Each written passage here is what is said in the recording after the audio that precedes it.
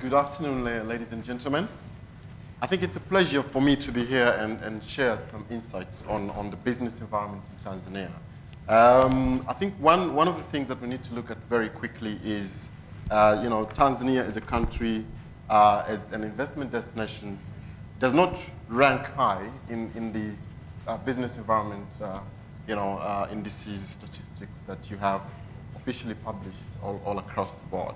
There are countries like, Uganda, Kenya,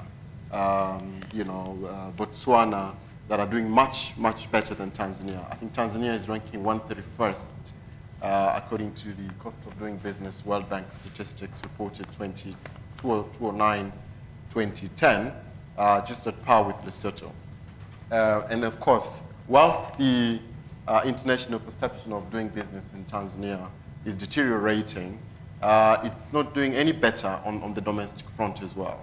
As they say, charity begins at home. A good litmus test would have been, how is it easy for a local Tanzanian to actually start doing business? And then, of course, that becomes a departure point to talk about the environment of doing business for a foreigner. A gentleman earlier on, when he was discussing a presentation by the Prime Minister, mentioned about how difficult it is for a foreigner to really come in and take a stake in a local established institution. Challenges could be, poor infrastructure, very obstructive, tax regulations. You still have non-tax related issues on the labor environment, human resources. So all those are, initiatives or challenges that would need to be addressed. Just to, line up, the Prime Minister talked about things that they will not dilly-dally in terms of really addressing them, is peace and security. I think, if anything, business environment improvement will address the peace and security aspect. So the two need not to be dilly-dallied as a strategy for the government. Okay, moving on. Well, thank you. Good afternoon. I'm also very happy to be here. And I must say that I'm pleasantly surprised because I was coming here worrying that we would still be disagreeing, between the private sector and government on what the real issues are that are ailing the economy. Listening to both the Economist presentation and the Prime Minister, both seem to agree on the key issues that are ailing this economy, whether it's issues of power generation, whether it's issues of infrastructure, issues of investment facilitation, human resource development, and so on, and transport infrastructure. Now that progress, we certainly need to appreciate it, but where there seems to be no consensus still is on how to prioritize these issues for possible resolution, and what it is that the government can do, and what the private sector can do, and what the two can do together. And it seems to me if we do not come to an agreement on these issues very quickly, we are going to see the same policy and paralysis that we have seen in the past, where we disagreed on what the issues are. And the moment you don't have coherent policies for dealing with problems, then you also have a collapse in accountability systems. Everybody has a perfect excuse as to why they are not doing this or not doing that. Somebody earlier on spoke about decisions not being made. This has its root in these issues, where there is no clear, coherent policy and no system of accountability and nobody to hold others honest for outcomes. For example, over the last 6 months, it was very difficult to get senior government officials to acknowledge that the absence or the continued power rationing is having a serious impact on the economy. Everybody wanted to maintain an upbeat kind of stance in spite of the facts. Fortunately, however, just yesterday or the day before yesterday, a very important state institution, Tanzania Revenue Authority, actually admitted that it has lost 840 billion shillings in the last 6 months just because of power problems. This is equivalent to almost 25% of its monthly collections. We are talking about 140 billion shillings per month that it has lost.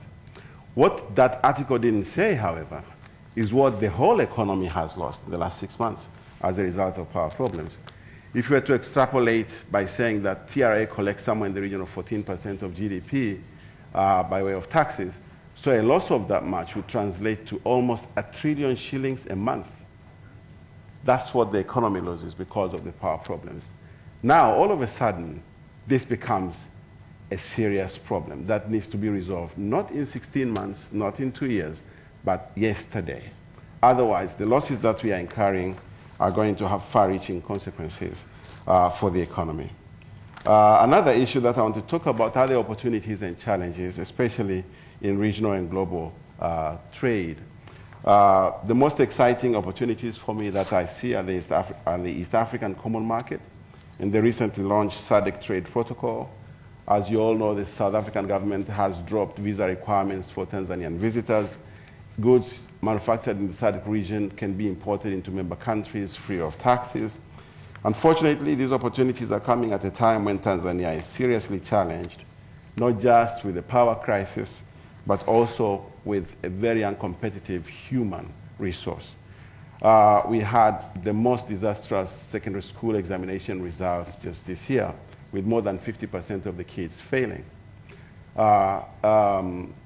Kenya this morning, I was listening to the news, they just announced the best secondary school results in decades, with the average national score at A-. Now, these kids would have come into the workforce 6, 7 years from now. They would have graduated.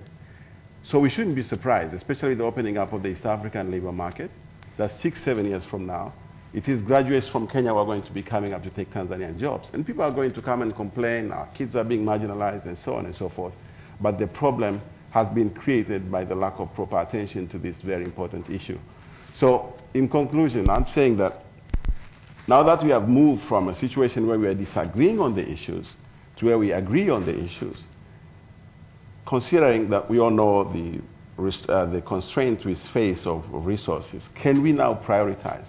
What are we going to deal with first and dedicate all our efforts towards resolving it and then tackle the next problem afterwards? Thank you. Thank you. Thank you. Good afternoon to everybody. I'm with the Investment Climate Facility for Africa. What we do is try to improve the business environment in African countries. With regard to Tanzania, we are working with the judiciary to improve the commercial courts so that the processes will be faster, transparent, and fair. We are working with the Tanzania Revenue Authority to streamline the process to facilitate the movement of goods through the port of Dar es Salaam. And we are also working with the Tanzania police force to, is that my microphone? No. With the Tanzania police force on a pilot project to remove roadblocks along the route between Dar es Salaam and Rusumo, the border with Rwanda. This is a major issue across the continent. It's a multi-billion-dollar industry, but it really kills intra-African trade. To give you an indication, between Dar es Salaam and the border with Rwanda, a distance of 1,200 kilometers, there are a total of 58 roadblocks. You can imagine when you're doing business between the two countries, and if you're trying to promote Dar es Salaam as the hub for trade within the region, and then you have these roadblocks, it really hampers that.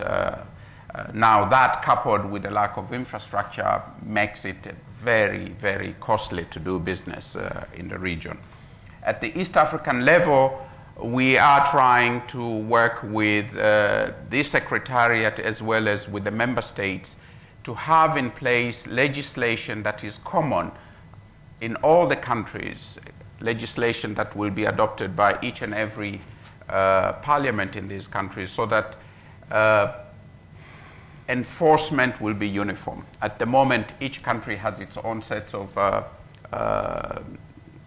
enforcement mechanisms. To give you an example, in some of the countries, if somebody were to buy a pharmaceutical product that was fake and led to somebody dying, perhaps the fine that would be imposed on that individual would be of the order of $50. It's not a criminal offense. So what the enforcement agencies try to do within the community is really to confiscate the products, to destroy them, because if they go through the court process, it will take several years, and then the punishment will be almost negligible compared to the nature of the crime. In my view, for Tanzania, there are quite a number of challenges and priorities. I try to identify three, and each and every one of those has been covered in the morning sessions, including in the speech by the Prime Minister and my fellow panelists here. But I would undoubtedly say the number one priority for Tanzania is to change the collective decision-making process into one that will actually have accountability. At the moment, each and every major decision is done through a collective system. You have to have committees, and you heard the Prime Minister in answering some of the questions, stating that he chairs this committee, the Chief Secretary chairs another committee. We have to get rid of those. Not all of them, but most of them. The other priority is infrastructure. We've talked about power, but the same applies to roads, railways, ports, the air industry, etc. And if you look at the numbers, I would venture to say that Tanzania needs to raise easily $10 billion per year for the next several years. The government does not have the money. The government does not have the money, and therefore, really, the answer to our infrastructure woes is the private sector. The private sector is the source of that funding. Therefore, the challenge is to find a way in which the private sector can participate in infrastructure meaningfully, so that they will continue to fund, to build and maintain the infrastructure that is needed in the country. The third is skill sets. And again, many people have talked about, Ali has just mentioned, but I think the area that hasn't been covered so far this morning, the Prime Minister was very diplomatic in making reference to where we are coming from. But really, the civil service mindset is totally different. They still see the role of government as a controller, as opposed to a facilitator for the private sector. And that is why it takes quite a long time to get a decision making. And this, coupled with my number one priority, where issues have to be decided by committee, just enhances the bureaucracy. Thank you very much. So I'm really going to, Program Director, in responding to this issue, speak from the point or the viewpoint of an investor in the region. And I guess undoubtedly, as an investor, the single biggest challenge would be, how do we optimize the investor environment in Tanzania?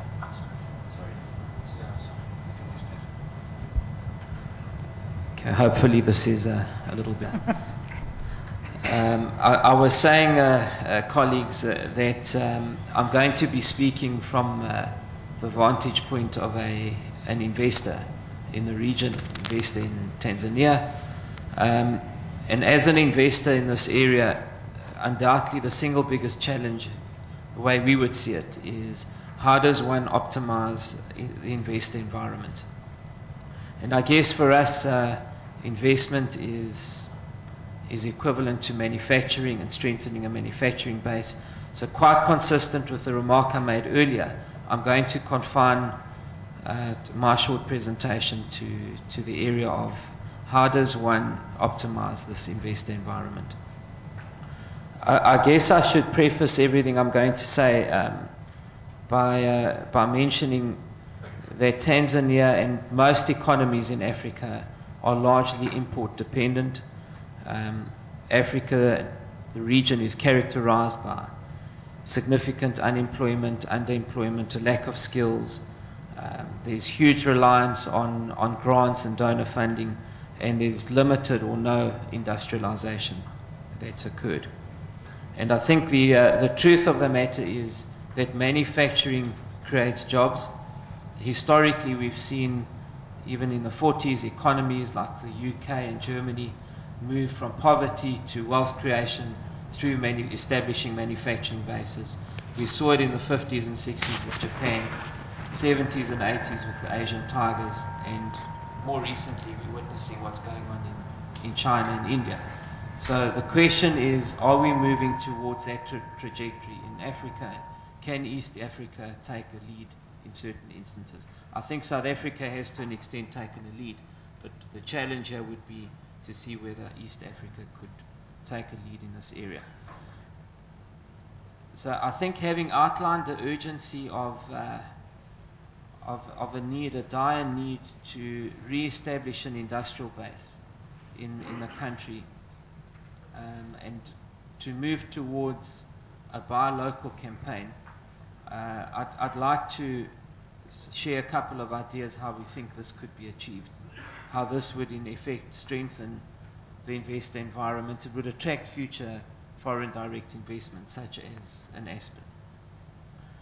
I think the first thing that's quite noticeable, just action-wise, is there's a lot of talk in the region and on the continent just generally. A lot of papers are written, a lot of debate around how one industrializes and how one moves to a stronger manufacturing base. I think we need to move away from the debate to action. So I would make that the first action point. I think secondly, the issue of establishing local preferences is a critical one. Now, whenever you get into a debate on local preferences, and I think the Prime Minister alluded to this earlier, is the consumer going to pay more for something that is locally produced? Is there a premium for a locally produced product? And if there is a premium, what premium is a tolerable one to be paying? I think for me the answer is a very simple one in that respect, because all you need to do is you need to work out what is the value of the economic add or the economic activity that's taking place in manufacturing. What would the flow be back to the fiscus versus what the public institutions are paying? Whatever that difference is, that should be at very least the difference that gets employed as a local preference.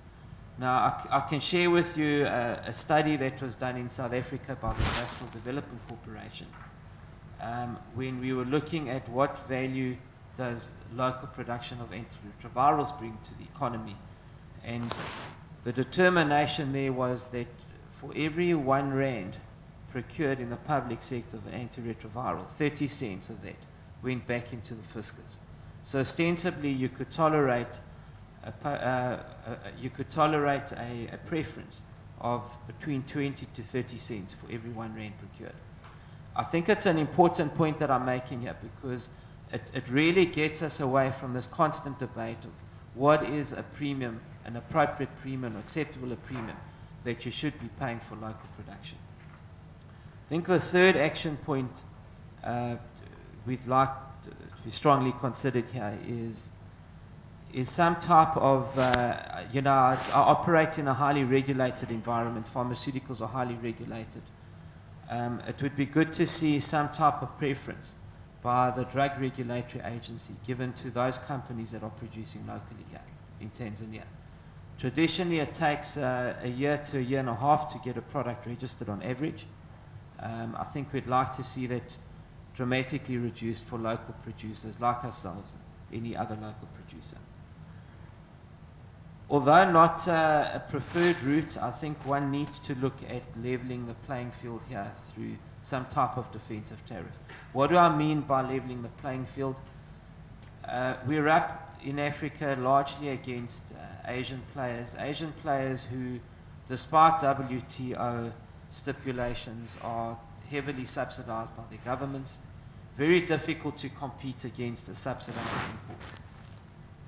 The best way of leveling the playing field is either through some form of preference, procurement preference, spoke about earlier, or alternatively defensive tariffs. I personally don't like defensive tariffs because they can be inflationary. So my preference would certainly be, you know, a local preference for local procurement. But certainly defensive tariffs could come into the equation there. And then the last two I want to mention is incentives for local investments.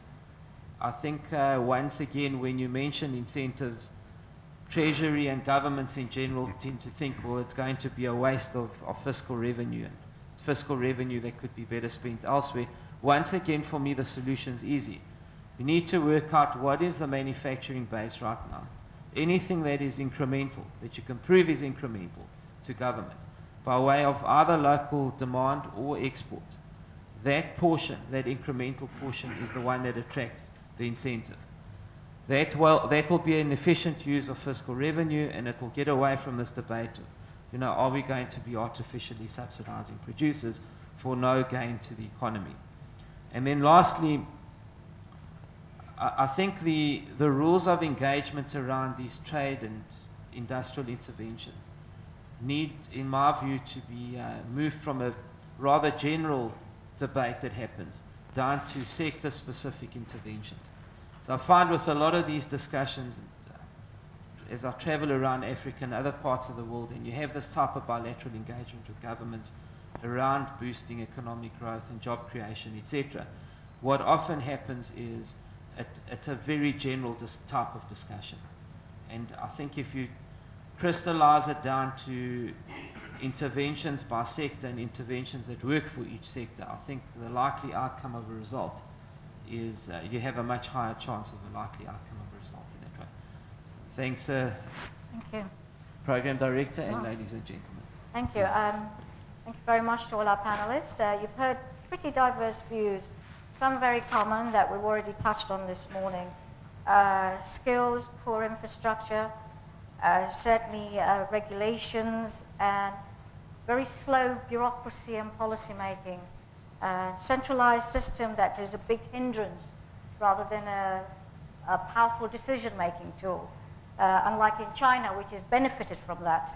But here it's worked the opposite way. So, and also manufacturing sector very much should be top of the agenda, what more needs to be done, and incentives created for locally produced goods, and how to also deal with an increasingly competitive market.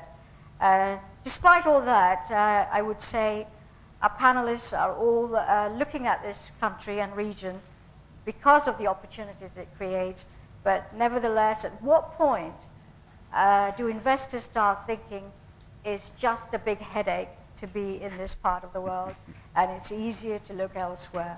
So I'd like to open the floor up to having a more of an interaction at this point, and share if you have experienced also similar issues, what you have done to overcome or deal with it in the interim period. My